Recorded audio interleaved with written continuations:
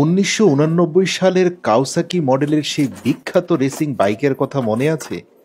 দীর্ঘ ৩০ বছর পরে খুঁজে পাওয়া গেছে এরকম একটা বাইক, কিন্তু তার অবস্থা খুবই জীর্ণশীর্ণ। থাইল্যান্ডের বিখ্যাত রেস্টোরেশন মাস্টার মোয়ান তিনি চ্যালেঞ্জ গ্রহণ করে বললেন তিনি এই দীর্ঘ ৩০ বছর পুরনো মৃত ঝঙে খাওয়া এই কাওসাকি মোটরসাইকেলে নতুন প্রাণ ফিরিয়ে দিতে পারবেন, এটাকে একেবারে তরতাজা করে ফেলতে পারবেন, তার পক্ষে সম্ভব। যদিও মোটরসাইকেলটার দিকে তাকিয়ে মনে হচ্ছে না এটার ইঞ্জিন জীবিত করা সম্ভব, কিন্তু বডি কিট হয়তো ঘষে মেজে কিছুটা নতুন করা যেতে পারে। আসলে সত্য কথা বলতে কি, যাদের স্কিল আছে, দক্ষতা আছে, যোগ্যতা আছে, তাদের পক্ষে অসম্ভব কিছুই না। আপনি এই যোগ্যতা অর্জন করলে এটা আপনার জন্য সম্ভব হবে। আপাত দৃষ্টিতে আমাদের কাছে মনে হয় এটা অসম্ভব, কিন্তু এটা সম্ভব। প্রিয় দর্শক, এই ভিডিওতে ধাপে ধাপে আমি আপনাদেরকে দেখাচ্ছি কিভাবে তিনি এই পুরো কাজটা করেছেন। আপনারা একটু ধৈর্যের সাথে দেখুন, প্রতিটা পার্ট আপনাকে নতুন কিছু শেখাবে। আসলে ধৈর্য, একাগ্রতা আর ইচ্ছা শক্তি যদি প্রবল হয়, মানুষ অসম্ভবকে সম্ভব করতে পারে।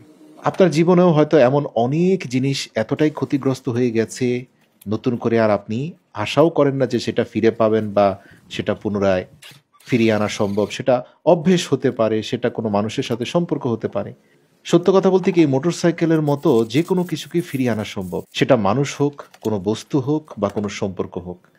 আপনাকে বিশ্বাস করতে হবে এবং যত্ন নিতে হবে, নতুন করে সব কিছু শুরু করতে হবে। ঠিক যেমন এই মোটরসাইকেলটার প্রতিটা পার্ট বাই পার্ট সব কিছু নতুন করে খুলে ফেলা হয়েছে, কোনো কিছুই বাদ রাখা হয়নি। যে যে অংশগুলো একেবারে অকেজো হয়ে গেছে সেটাতে জোড়াতালি লাগিয়ে, সেটাকে ঘষে মেজে পরিষ্কার পরিচ্ছন্ন করে, নতুন করে ঝালাই করে চেষ্টা করা হয়েছে সেটাকে রেস্টোরেশন করার জন্য। যেটা একেবারেই অকেজো, কোনোভাবেই আর সম্ভব না, সেখানে হয়তো নতুন কিছু রিপ্লেস করা হয়েছে।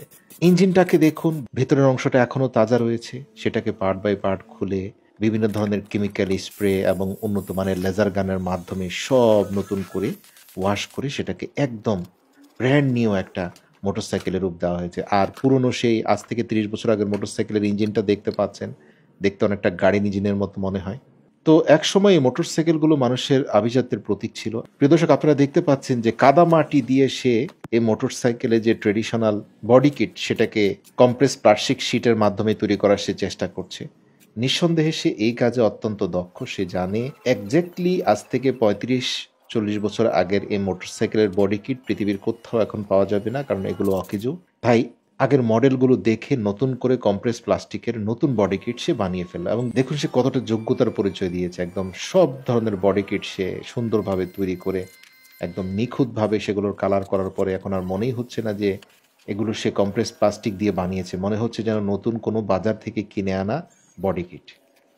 আর এটাই হচ্ছে দক্ষতা, যোগ্যতার পরিচয়। এরপরে ইঞ্জিন পার্টের সাথে সব কিছু কানেকশন দিয়ে ইলেকট্রিক সাপ্লিকেশন, ব্যাটারি, ইঞ্জিন অয়েল এবং প্রয়োজনীয় ব্রেক প্যাড, ব্রেক অয়েল সব কিছু লাগিয়ে যখন সে মোটরসাইকেলটা স্টার্ট দিল এবং মোটরসাইকেলের ইঞ্জিনের শব্দ শোনা গেল, তখন আমার আপনার কাছে কেমন লাগছে তা জানি না, কিন্তু নিঃসন্দেহে এটা তার জন্য একটা বিশাল বড় সফলতা। এবং দেখতে পাচ্ছেন যে ক্লায়েন্টের কাছ থেকে সে কাজটা নিয়েছিল, সে ক্লায়েন্ট অত্যন্ত ধনী মানুষ। এই কাওসাকি মোটরসাইকেলটাকে রেস্টোরেশন করে দেওয়ার জন্য তাকে নতুন মোটরসাইকেলের থেকেও ৩-৪ গুণ বেশি পরিমাণে অর্থ তিনি পরিশোধ করে দিয়েছেন, বোনাস দিয়েছেন। আর দেবেনই নেবা কেন? কারণ এরকম অ্যান্টিক মোটরসাইকেলের বিশেষ কদর আছে। কথায় বলে ওল্ড ইজ গোল্ড।